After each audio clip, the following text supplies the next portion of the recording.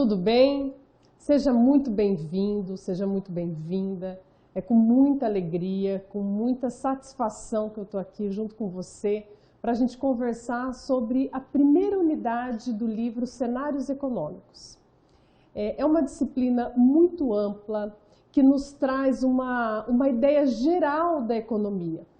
O grande objetivo é tomar decisões em diferentes cenários, considerando a perspectiva econômica. E aí nós estamos num momento muito propício para falar disso, né? Nós estamos assim passando por uma mudança de paradigma, por uma disrupção muito significativa, muito evidente, e isso nos ajuda muito a entender o quanto a economia é dinâmica, o quanto nós temos que sair desse ambiente de conforto para tomar decisão, o quanto nós temos a conhecer, a aprender. Então, assim, desde já é um convite para que nós estejamos abertos, dispostos a olhar além de indicadores econômicos, além de uma abordagem quantitativa, mas olhar a economia como um grande universo cheio de variáveis, cheio de inter-relações, interconexões, enfim, um mundo de possibilidades no que diz respeito à forma como o indivíduo, como o homem, faz para viver, né? Como ele atua transformando o ambiente em que ele está, no sentido de exercer o trabalho, de colocar seu esforço humano, para poder viver, para poder satisfazer suas necessidades, para poder, então, suprir aquilo que todo indivíduo, todo ser humano tem. Né? Nós precisamos de alimentação, nós precisamos de moradia, de vestuário, de diversos bens, serviços, mercadorias, enfim. E a perspectiva econômica é nesse sentido. Né? Ela não tem só uma abordagem que muitas vezes é comum de pensar sobre um aspecto financeiro, sobre um aspecto muito voltado à abordagem monetária, muitas vezes, ou principalmente agora que tem crescido muito, o mercado financeiro tem se desenvolvido muito, olhar para essa abordagem só tecnicamente envolvendo finanças. Né? Muito embora nós estamos falando de tomar decisões no ambiente financeiro, mas nós vamos falar aqui, é uma grande oportunidade que se inicia para a gente discutir um universo muito amplo. Portanto, eu, Carla Fabiana, te convido a fazer essa caminhada comigo, que é, de fato, uma abordagem assim multidisciplinar, porque mais do que nunca, voltando a essa abordagem do momento que nós estamos vivendo, no sentido da pandemia, a partir do coronavírus, é preciso ter um olhar mais panorâmico, menos focado assim no sentido estrito da palavra. Né? Então é um grande convite para você estar disposto a olhar de uma forma ampla para uma possibilidade de sair transformado desse universo de conhecimento. Né? Sair transformado porque você pode pensar que vai chegar aqui para entender basicamente de como tomar decisões em ambientes determinados, em cenários pré-determinados, pré-estabelecidos, tudo isso com uma abordagem estatística e matemática, como é muitas vezes atribuída à economia, mas é muito mais do que isso. Né? Eu acho que isso também é um convite a olhar essa grande perspectiva e fundamental para o gestor financeiro, para o economista, para qualquer profissão, mas principalmente para nós, tomadores de decisão. É importante olhar para essa questão econômica com um posicionamento de quem sai do seu ambiente de conforto, sai dessa posição de respostas prontas, de respostas precisas, de 1 mais 1 é 2, né? Aqui nós não vamos encontrar respostas objetivas, não. A questão aqui é saber formular perguntas e tomar decisões em ambientes incertos, porque esse é o contexto, está mais do que comprovado isso, não há certeza nenhuma, a partir de decisão nenhuma que a gente toma, nós temos um cenário pronto, objetivado, certeiro, se eu for aqui vai dar ali, se eu for lá vai dar lá, não é assim. É um ambiente incerto, cheio de riscos, mas que a partir dessa perspectiva econômica, de olhar para esse todo econômico, que a gente possa tomar decisão, ou as decisões, enfim, as mais acertadas possíveis, tá certo? Vamos junto?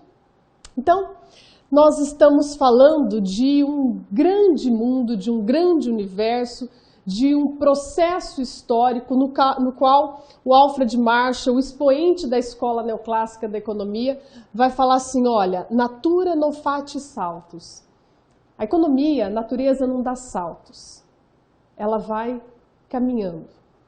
Num tempo que não é esse tempo que a gente conhece. Esse tempo que a gente conhece, como você vai ver hoje, nessa aula de crescimento e desenvolvimento econômico, é o tempo que veio com a Revolução Industrial. É o tempo que veio com a consolidação do capitalismo industrial.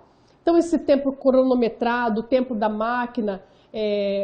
eu falei cronômetro aqui, até lembrei, né? Nós estamos vivenciando uma era de olhar relógios, de fato, digitais, no sentido de cronômetro, né? Um tempo atrás ainda tinha aquela coisa do ponteiro pequeno, do ponteiro grande, para que a gente possa perceber, a partir de uma fala como essa, como a visão do tempo vai mudando, né? Então, a economia, ela não chegou assim, não caiu aqui dessa forma como ela está, de forma assim, pronta e acabada, né? É preciso, antes de tudo, pensar que houve um longo processo histórico para nós chegarmos até aqui.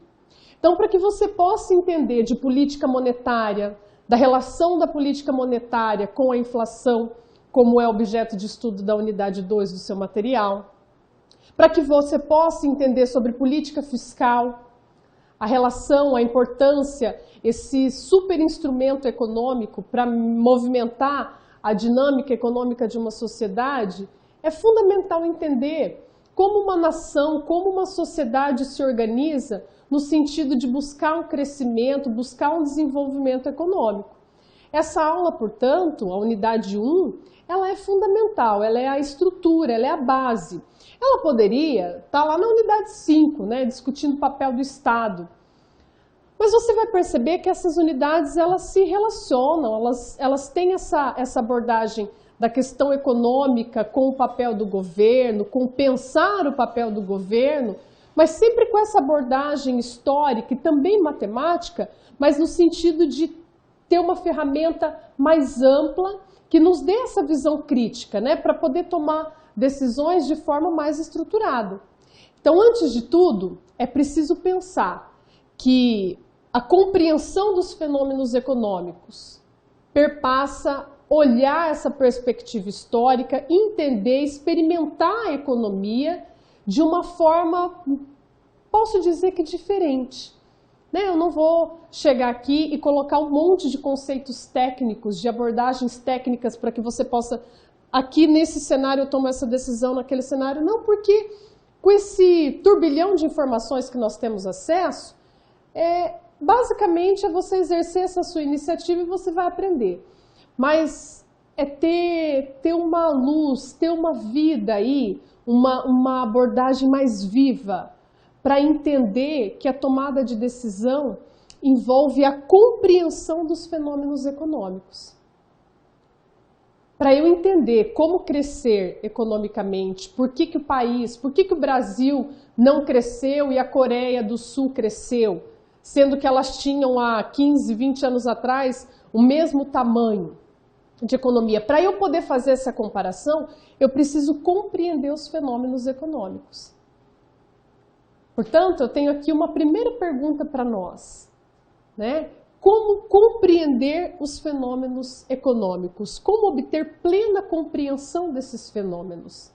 Necessariamente, nós vamos perpassar assim, experiências. Parece que coisa assim boba, parece historinha boba, mas para a gente sentir que é preciso usar a ciência econômica a nosso favor, para ter essa compreensão dos fenômenos e tomar decisões buscando esse crescimento, buscando esse desenvolvimento econômico, que provavelmente nós buscamos como nação, como o Brasil quer crescer economicamente, os Estados Unidos cresce, a Argentina, enfim, todo mundo quer crescer e desenvolver-se economicamente.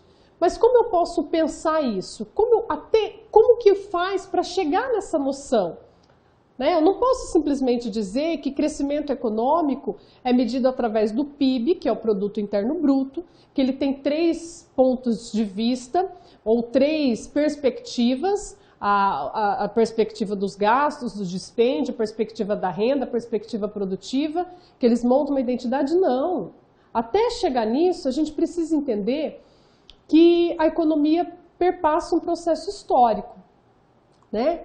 Então eu preciso dizer, com muita alegria também, que esse material, para ser escrito, ele foi pensado muito antes para chegar até aqui, né? Então acho que a professora Juliana já tinha comentado há uns 2 anos dessa vontade que ela tinha de elaborar um material nesse sentido, e foi uma proposta muito interessante, e o tempo foi passando, aquilo foi ficando ali para dar um start, e eu fui tocando com as aulas, enfim.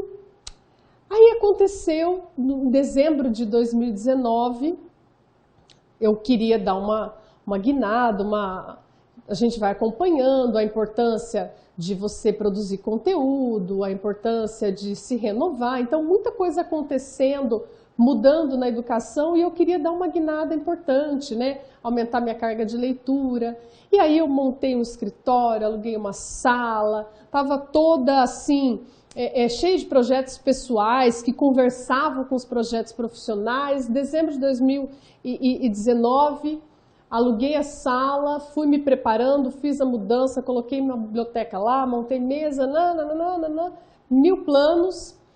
E aí, na semana do dia 12 de março de 2020, foi uma semana muito turbulenta para mim, né? Jamais vou me esquecer, eu que gosto tanto de fazer essa abordagem histórica para a economia, não tem como esquecer. Me lembro como se fosse hoje, com muita clareza. No dia 12 de março, um tio faleceu, então, pessoalmente, eu estava ali em conflito, sofrendo bastante, num ambiente de trabalho assim inovado, cheio de perspectivas, e tinha que trabalhar, apesar da tristeza, e eu fui acompanhando o mercado financeiro, por conta de materiais e coisas para escrever.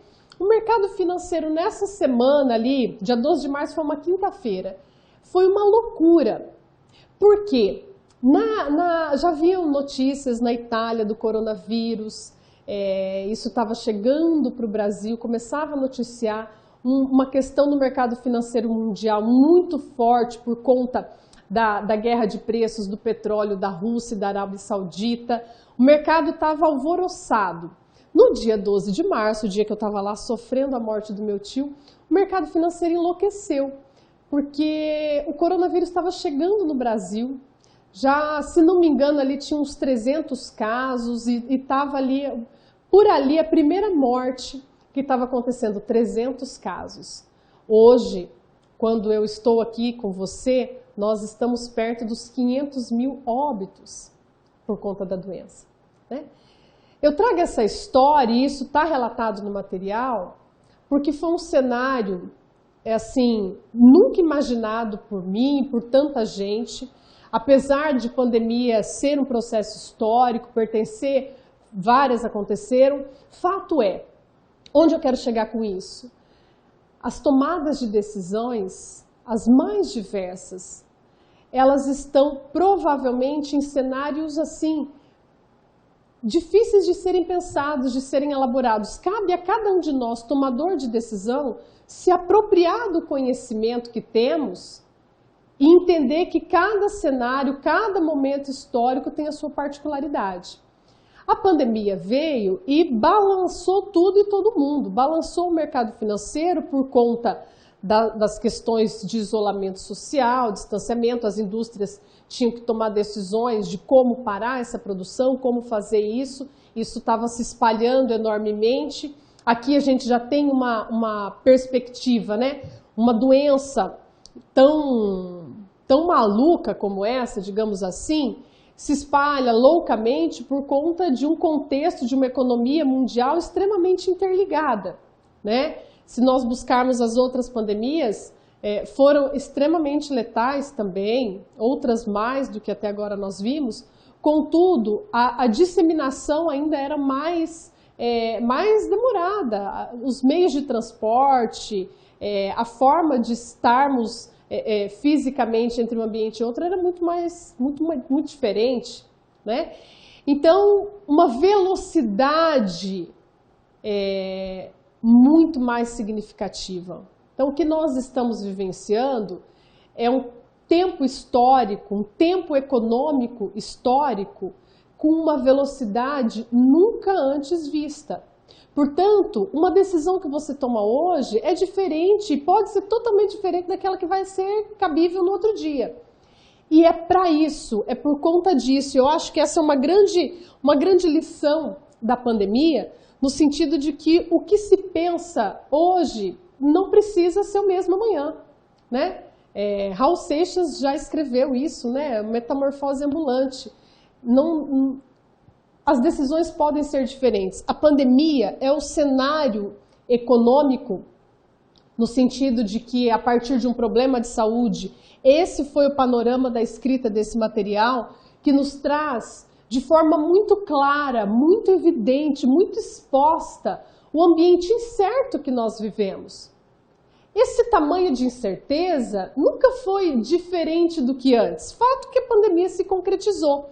Mas esse contexto econômico absolutamente formado por pessoas, né? Nós costumamos usar teoricamente que os indivíduos, os agentes econômicos, essa linguagem toda bonita do economista, mas antes de mais nada, de forma muito inteira, a economia é composta por pessoas. Pessoas que empreendem, abrem empresas, pessoas que investem, pessoas que pegam dinheiro emprestado, os mais diversos perfis.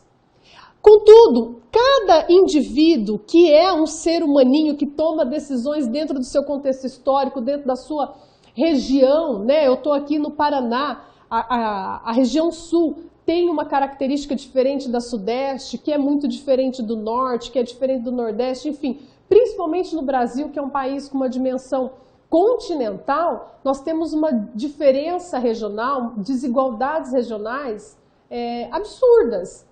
Portanto, esse contexto econômico formado por pessoas que atuam nos mais diversos mercados, que tomam as mais diferentes decisões, tem em comum o fato da incerteza. É a incerteza que permeia tudo o que nós decidimos. Cada escolha. Eu decido estar aqui ministrando uma aula e abro mão da leitura de um livro. É um custo de oportunidade que a economia costuma chamar. Então, nós fazemos renúncia a todo tempo, principalmente num ambiente de incerteza. Então, um grande recado nesse primeiro momento da aula é que nós precisamos sair do ambiente de conforto, porque é assim que nós podemos tomar decisões mais apropriadas. Não existe mais o que é certo e o que é errado, né? Decisões mais apropriadas para os mais diversos contextos. E que vai caber a nós cada vez mais, a partir da iniciativa, da busca pelo conhecimento de uma informação estruturada, não é precisa, né? Mas é a partir da leitura de um livro, é a partir do entendimento de que viés de pensamento é um determinado jornal, uma determinada revista, quem escreveu determinado artigo científico, é a partir daí de decisões tomadas com um fundamento científico, um fundamento de pensamento que é absolutamente diferente dessas informações muitas vezes superficiais, imprecisas. É a partir daí que nós tomamos decisões olhando a perspectiva econômica. Então, antes de olhar o que é PIB, olhar o que é desenvolvimento econômico, entender a política monetária como um importante instrumento das autoridades econômicas, entender o papel do Estado no sentido de crescer ou não, se o Estado tem que ser maior ou menor na economia, o que é o índice de Gini para medir concentração de renda, concentração de riqueza, enfim. Antes desses conceitos técnicos, é preciso entender que cada um de nós toma decisões em ambientes diferentes, em cenários diversos, com contextos dos mais diversos possíveis. Mas nós temos uma historinha muito legal que pode nos ajudar também a experimentar essa coisa de ambiente científico, de estratégia, de planejamento, de tomada de decisão, né? Tem uma historinha que você deve ter tido acesso aí no seu material, que é a história de um gigante que vivia na Líbia, o Anteu, filho de Poseidon, que era o deus do mar, com a Gaia, a mãe terra, né? Aquela representatividade da força geradora, né? dessa vida que procria, enfim, dessa intensidade, potência de vida. E esse gigante que vivia na Líbia, né? Nós estamos falando de mitologia grega, então é um mito. Ele tinha uma ocupação muito esquisita, assim. Ele obrigava a quem passasse ali no caminho dele, ele obrigava a travar uma luta. Tinha que lutar com ele. Porque sistematicamente ele vencia todas, né? Ele se revigorava, ele retomava suas energias a partir do contato com a Mãe Terra, né? Ele lutava no chão, porque aí ele tinha contato com o chão, que é a Terra, a Gaia, a mãe dele. Então todos que ele lutava, ele estava no chão, lutava, derrubava, sistematicamente ele ganhava. Um belo dia, um cara chamado Hércules, famoso, né, por sua força e tal, na mitologia grega, ele foi buscar os pomos de ouro no Jardim das Hespérides. E aí ele passa o caminho do Anteu e começa a lutar com ele. E assim, diferentemente do que ele já havia vivenciado, o Hércules, ele estava perdendo. E o Hércules é o símbolo da força, né? Quando a gente fala, uma tarefa hercúlea, uma tarefa árdua, difícil, assim, com força. E ele passa o caminho do Anteu e ele começa a lutar e começa a perder. E ele sempre derrubado no chão. Ele sacou, num dado momento, ele começou a analisar e ele sacou que o Anteu não desgarrava do chão. E ali, num momento de estratégia ali, ele levanta esse gigante com muito esforço e ele deixa ele levantado, se debatendo ali, até que cansado ele perde a luta, porque ele não consegue se revigorar na terra, que é a sua mãe, né? Em Gaia. E essa historinha, que não foi uma coisa assim, eu não achei por acaso, né? Eu li um livro do Taleb, que é o autor da Lógica do Cisne Negro. O livro é Arriscando a Própria Pele, né? As assimetrias do cotidiano. Mas ele tem um projeto chamado Incerto, esse Taleb, um economista, atua no mercado financeiro muito famoso, e ele fala muito dessa questão da incerteza e de que a gente tem que se esforçar, essas coisas não são gratuitas no mercado financeiro, é a partir de muito esforço. E ele traz essa historinha no livro, e eu reproduzo ela aqui, porque a lição é muito interessante, né? O Hércules faz uma feliz combinação entre estratégia e força. Ele sacou, ele precisou pensar, usar do conhecimento, né, da experiência tácita, ou seja, daquele conhecimento que ele adquiriu com a história dele, para perceber que ele não podia lutar ali com ele no chão, porque ele ia perder. O cara se revigorava ali na terra, ele tinha que arrumar um caminho, né? Então ele encontrou uma estratégia, ele encontrou um caminho ali. Essa combinação entre estratégia e esforço e dedicação, perseverança, é uma grande mensagem para nós, para as tomadas de decisão que nós temos. E um papel importante meu aqui é apresentar o conhecimento para que a gente possa desenvolver estratégia, né? E aí aqui entra essa ferramenta para tomada de decisões, que é conhecer da economia. Estou te explicando até agora a importância de estar aqui, de entender esse material, né? E que a gente não pode separar o conhecimento do contato com o chão, ou seja, nós estamos buscando conhecimento, mas você precisa de ter esse contato com a sua história, com aquilo que te trouxe até aqui, com aquilo que você conhece, com aquilo que você já trabalhou, com o repertório de histórias que você tem em mente, para você ir para essa luta, e para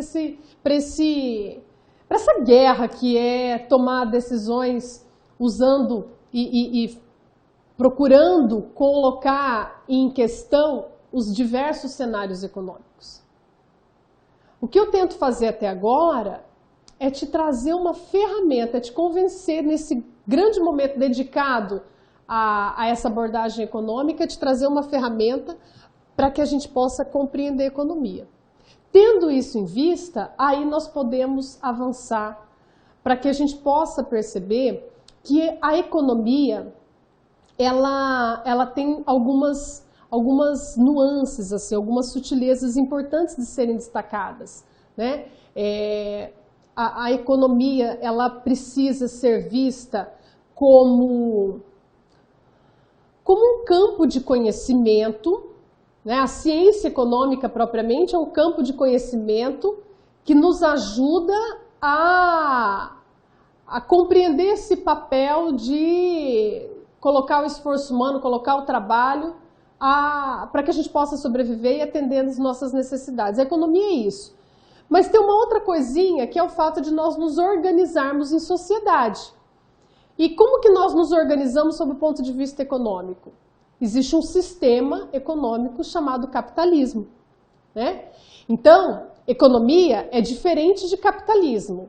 Economia é tudo aquilo que envolve o ato de produzir, de distribuir, o próprio consumo, né? A distribuição das mercadorias, dos bens, serviços, a circulação disso, isso tudo é economia. Mas a forma como nós nos organizamos, e que é a forma como a única forma que a ciência econômica de fato conheceu, embora teve a tentativa do socialismo, a gente pode falar sobre isso em outra oportunidade, mas é a forma que a ciência econômica de fato abordou ao longo da sua história foi sob essa organização a partir de uma economia de mercado, de uma economia dita capitalista. Então, a economia é diferente de capitalismo.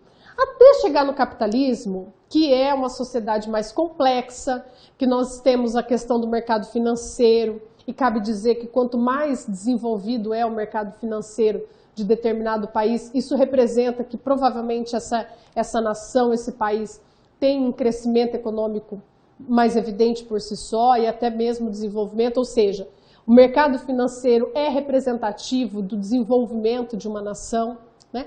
Mas isso tudo demorou muito tempo. Lembrem-se lá do Marshall, né? Natura non facie saltus, né? Nós não estamos falando de saltos. Até chegar aqui, a sociedade, lá no começo, tem uma fala muito ruim, né? Que inclusive eu coloco aspas no livro, de dizer que lá no começo as sociedades eram atrasadas, ditas selvagens. Na verdade, quando dá essa relação de olhar para essa perspectiva econômica e outras culturas não ter essa mesma perspectiva, essa noção era tida como um grupo mais atrasado, mais selvagem. Poderíamos chamar de pré-hominídeos, né? Fato é que quando os grupos eram pequenos e isolados entre si, a vida era muito diferente da que é hoje, né? Então, a partir da Revolução Agrícola, Revolução Neolítica, Revolução Científica, muita coisa foi mudando, a sociedade foi crescendo, nós aprendemos a produzir o excedente, nós aprendemos a lidar com tudo isso, até chegar, porque aqui não pode ser só uma aula de história, né, mas até chegar no contexto da Revolução Industrial. Vivenciamos vários tipos de trabalho, escravocrata, trabalho servil, né? Por um longo tempo a história da humanidade viu o trabalho escravo como forma predominante de trabalho. Uma outra época da história, os servos, né, no período feudal. E aí com o capitalismo que chega, a partir da noção do capitalismo comercial com as grandes navegações, que é daqui para frente que a gente vai agora, prometo não divagar nessa né, nessa questão histórica aqui, mas é a partir do contexto já da globalização, que começa com as grandes navegações, quando os portugueses descobriram o Brasil, quando foi descoberta toda essa questão da América, quando os ingleses foram lá para a região que hoje é os Estados Unidos, enfim. Todo esse processo já é um começo de abertura de economia, né? É um contexto conhecido como mercantilismo, em que os reis, né, as nações buscavam ouro, pedras preciosas, metais, enfim, com um estado muito forte, muito evidente. Veja, aqui nós já temos um começo importante. A busca era por metais preciosos, era por ouro. Até então, até muito recente, considerando essa época, a economia se dava de uma forma muito pequena, muito, vamos chamar de obscura, no sentido de trocas, de escambo, né? Com o mercantilismo, o papel da moeda começa a aparecer um pouco melhor, porque a moeda a moeda metálica de fato, vai ter o lastro em ouro. Aqui começa a importância dessa nossa aula para entender crescimento e desenvolvimento, mas principalmente para a unidade 2, né? É uma base importante para entender de política monetária também. Fato é que o mercantilismo, ele foi um processo de acumulação do capital, né? Então, a Europa saqueou a América, né? Levou o nosso ouro para lá, mas foi se tornando rica. E a partir daí a moeda tem essa base, esse lastro em ouro, que é um assunto para daqui a pouco.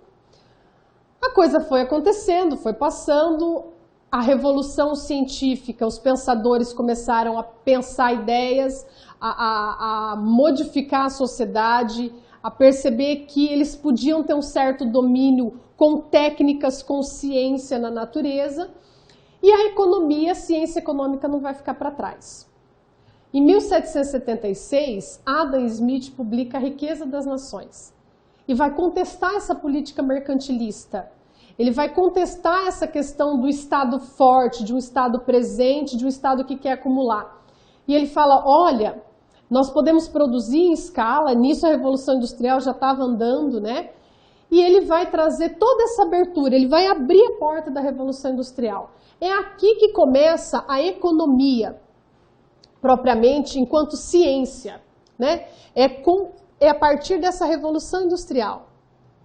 Quando eu faço todo esse processo histórico, eu tento tirar esse nó que é entender de economia, um nó assim, né? E tentar desatar e fazendo assim, né? Vamos puxar esse fio aqui, ó, e tentar fazer. A gente não tem muita clareza, óbvio que eu estou jorrando informações, mas tentar alinhar esse conhecimento e perceber que a economia começa daqui, dessa perspectiva com Revolução Industrial, descoberta de máquina a vapor, mas uma perspectiva de escala, de produção em escala. Aí o Adam Smith vai pensar assim, olha, o que nós precisamos é cada um se especializar no seu trabalho, né?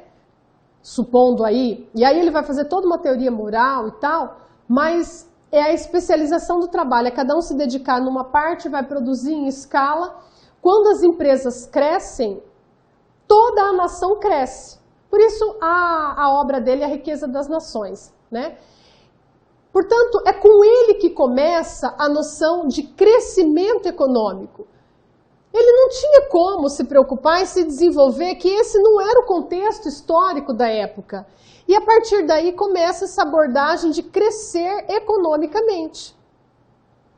Não da forma exatamente como nós conhecemos hoje, mas crescer economicamente. Portanto, o trabalho tem um papel fundamental aí, as fábricas, a questão da propriedade privada, né? Então ele fala assim, olha, o papel do Estado não é esse de ficar acumulando metais. O Estado pode usar da lei e da força para proteger a propriedade. Porque aí os capitalistas, donos das máquinas, propriedade, vou colocar aqui, os capitalistas, donos das máquinas, donos das fábricas, teriam essa proteção do Estado e as pessoas que saíam dos campos, não tinham mais condição de trabalhar no campo, iam vender a sua força de trabalho, que são os não capitalistas, vão ser os proletários, para os capitalistas. E a partir daqui, a economia enquanto ciência vai entender, e com toda a razão do mundo, a importância de olhar para frente para crescer. O Estado não pode mais ter um papel tão forte quanto tinha antes. Veja que a Adam Smith critica a força desse absolutismo, né, do chamado antigo regime. Não, para crescer nós precisamos de trabalho, não é de acumular metal, né? Então, é olhar para esse avanço tecnológico, é ter essa questão do empreendedorismo. E aí vem a questão de crescer. Então, o crescimento econômico, ele, na atualidade, por conta de uma série de processos que o capitalismo foi passando, ele tem essa abordagem quantitativa em que cada nação é medida, portanto, quantitativamente, tem o seu PIB, que é o Produto Interno Bruto. Tudo aquilo que foi produzido nacionalmente, né?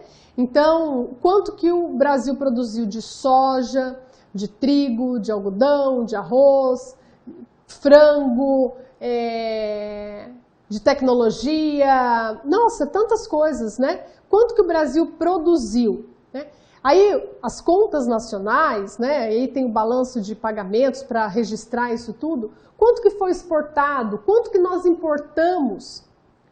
Tudo isso são dados, são indicadores agregados dessa economia agregada que pode estar sendo representado de alguma forma, mas a ideia é que você perceba que existe esse indicador para determinar o crescimento econômico. Então, em termos de fórmula, né, o PIB é aquilo que foi consumido, então é o consumo, mas aquilo que essa economia do Brasil, que cada um na sua medida investiu, então consumo mais investimento, mais aquilo que o governo gastou, e as exportações líquidas, ou seja, aquilo que foi exportado menos o que foi importado. Essa é uma visão muito generalizada do que é o PIB, do que é o Produto Interno Bruto, tá? Portanto, nós podemos falar, olha, o PIB do Brasil, com a pandemia, a projeção era de que ele caísse 4%, mas olha, foi positivo. No primeiro trimestre, o PIB cresceu 1,2%. Nós temos um PIB de 7 trilhões. Agora, cada país tem um tanto de gente que mora nele, né? Então, qual é a população do Brasil? 200 milhões? Você pega essa produção e divide por 200 milhões, que é o PIB per capita. E cada país vai fazendo isso.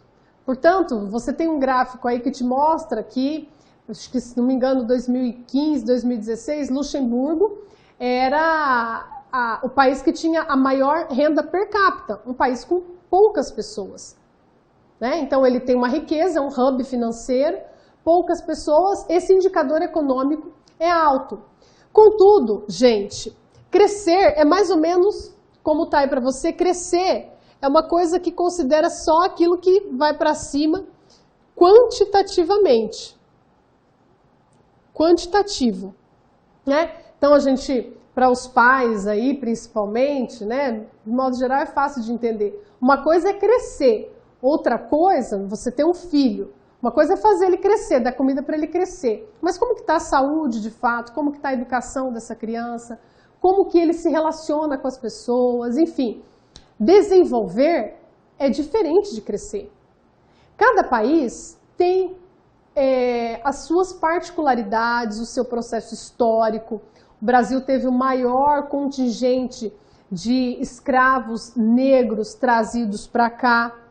O processo histórico, o processo político que anda ali muito sutilmente com a economia, né? A política e a economia andam ali juntinha, né? O processo histórico brasileiro é diferente do processo histórico dos Estados Unidos, ainda que, em termos cronológicos, em tempos de colônia, não haja tanta diferença. Mas o país que colonizou, os ideais morais da forma como foi colonizado, aqui foi latifúndio, lá eram pequenas propriedades. Cada questão histórica reverbera até hoje, né? Então, essa questão do desenvolvimento, ela engloba como nós reinventamos essa história e procuramos crescer, né? Então, como que se deu esse crescimento? Se deu com desenvolvimento? Então, o desenvolvimento econômico engloba, diferentemente do aspecto quantitativo do PIB, que pega esses dados, consumo, investimento, que são dados precisos. O desenvolvimento, ele engloba elementos mais subjetivos como educação, saúde, moradia. Ele tem, portanto, um indicador que é o índice de Gini, né? Então, os países ali, quanto mais próximo de 1, o índice de Gini representa um mais desenvolvido no sentido de concentração de renda, né?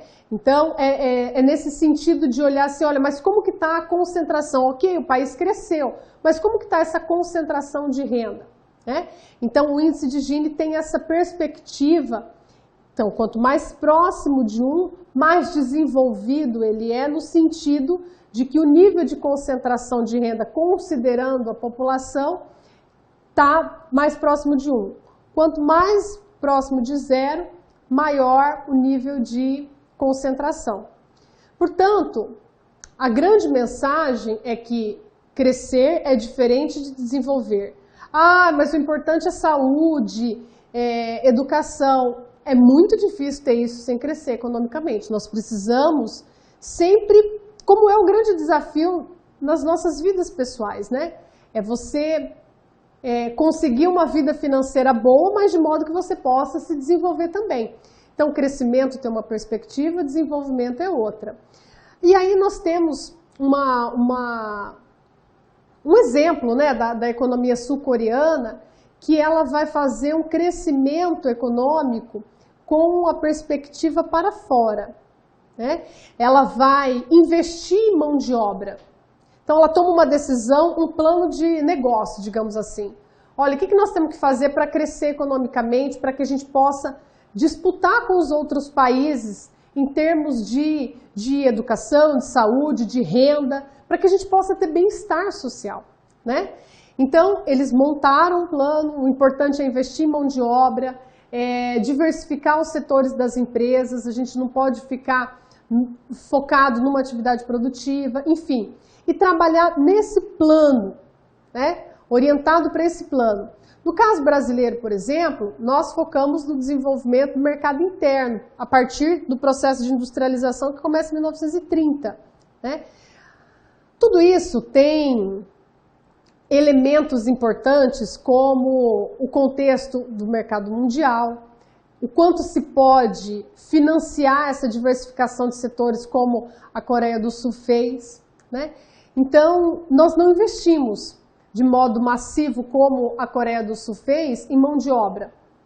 Talvez esse tenha sido um grande problema para nós vivenciarmos ainda de forma tão forte, ainda que século XXI, mas vivenciar problema da fome, problema de saneamento básico, século XXI, 2021. Nós não investimos. E aí temos que estudar quais as razões para isso, mas o grande caminho é abandonar essa noção de derrotismo, que o Brasil é assim mesmo, que o brasileiro gosta do jeitinho, e ficar repetindo essas coisas que já são passadas. A ideia é que nós possamos, a partir do conhecimento desse movimento que nós estamos fazendo aqui, né, tomar decisões melhores, pensar melhor, ler, ser curioso para ver como eu posso fazer para mudar.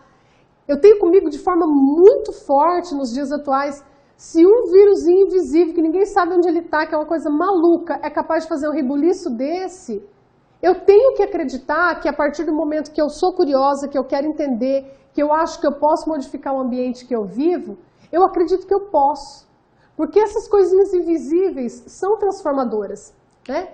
Então, é a partir da ação, né, que nós podemos olhar para frente. E aí um caminho da gente tentar entender nesses últimos minutos de aula que nós temos aqui, nós falamos muito de pandemia, que é um problema da saúde, né? Qual é a relação que ela tem com a economia? Um jeito de pensar isso, que a gente poderia desenhar um mapa, como tem a proposta aí, mas é nós pensarmos que, apesar da Revolução Industrial, da questão de como pensar o trabalho, nos fez focar que a gente tem que fazer, reproduzir ideias prontas, apesar disso, é preciso entender que a economia é como se fosse o lubrificante da vida social, aquilo que flui nessa engrenagem que é viver em sociedade, né? O fluxo econômico é um nome que veio justamente da medicina, porque a analogia que se fazia é que a economia é como se fosse a circulação do sangue, né? O fluxo sanguíneo. Tem que estar circulando, não pode parar, senão faz trombo, né? Senão dá trombose.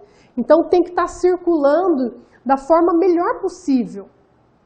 Se parou ali, a gente tem que fazer uma atividade física, fazer uma cirurgia, enfim, tem que arrumar. Porque a economia, ela é uma parte importante de uma vida em sociedade que precisa fundamentalmente de saúde para viver. Então, por exemplo, pensar a economia da saúde, que é uma área que tem tudo para crescer, olhar essa perspectiva econômica dentro do cenário, dentro do contexto do panorama que é a saúde, é um grande desafio para nós, tomadores de decisão, né? Então a economia, ela está em tudo que nós decidimos, em tudo que nós nos relacionamos, e isso ficou muito evidente que com a saúde não é diferente. Nós somos uma sociedade, lembra da imagem, somos formados por pessoas, é só isso e nada mais, não tem como ter vida sem ser esse contexto social, ninguém vive sozinho, uma fala muito boba, mas muito verdadeira, e nós precisamos nos organizar para viver. Eu aqui, o fulano no Japão, o fulano na Índia, cada um na sua tribo, na sua cultura, todos nós temos que nos organizar para viver. E para que isso seja e aconteça da melhor forma possível, é olhar essa economia a partir de uma visão multidisciplinar, no sentido de que ela não tem como defender um orçamento, uma restrição orçamentária, sem pensar que vidas humanas estão morrendo. A saúde está absolutamente intrincada com a economia. Não só a saúde, nós todos estamos interligados, né? Nós todos, a educação está absolutamente interligada com a economia. Se você não desenvolve mão de obra, você não cresce, você não desenvolve. Então é nesse sentido que se deu a proposta dessa unidade 1, é pensar o crescimento e o desenvolvimento econômico junto da ferramenta histórica como uma orientadora de como nós podemos tomar decisões olhando o todo econômico, tá certo? Bons estudos para vocês e até uma próxima oportunidade.